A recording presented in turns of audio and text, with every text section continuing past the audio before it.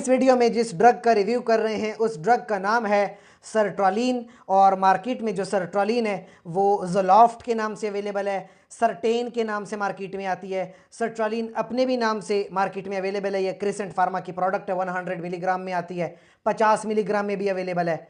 और ये एक ऐसी ड्रग है जो बेसिकली आपके ब्रेन में जाके सेरोटोनिन के लेवल्स को बढ़ा देती है। तो जब आपके ब्रेन में सेरोटोनिन बढ़ जाता है तो मूड आपका अच्छा हो जाता है, चिड़चिड़ापन आपकी पर्सनैलिटी में से थोड़ा ख़त्म हो जाता है। अगर आपको डिप्रेशन है, यानी आप उदास उदास रहते हैं, ज़िंदगी के जो खुशगवार मौक़े हैं आप उसमें खुशी महसूस नहीं करते, दैट मीन्स आप डिप्रेशन में हो, या कोई हादसा हो गया है, किसी की अम्मा मर गई है, किसी का अब्बा मर गया है, किसी का एक्सीडेंट हो गया है, किसी का कोई अपने मर गया है और वो बहुत उदास है उसके बाद, तो इसमें आप ये सर्ट्रोलिन इस्तेमाल कर सकते हो।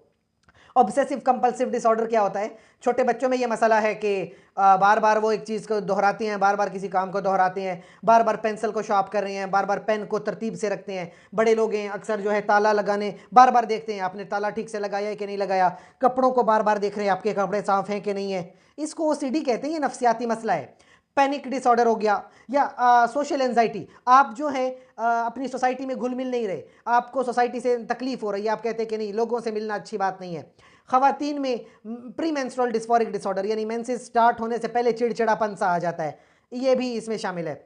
बाकी याद रखें, अगर आप सेलजीन वगैरह ऐसी कोई मेडिसिन इस्तेमाल कर रहे हो जिसका भी इफेक्ट ब्रेन में आ रहा है, पाइमोजाइड इस्तेमाल करते हो जिसका इफेक्ट ब्रेन से है, और साथ में सर्ट्रोलिन इस्तेमाल कर रहे हो जिसका ताल्लुक भी ब्रेन से है, तो फिर याद रखें इन दो मेडिसिन का आपस में इंटरेक्शन आएगा, और जब इनका आपस में इंटरेक्शन आएगा उस वक्त मसला हो सकता है। लिहाजा इन मेडिसिन को आप कॉम्बिनेशन में इस्तेमाल हरगिज ना करें।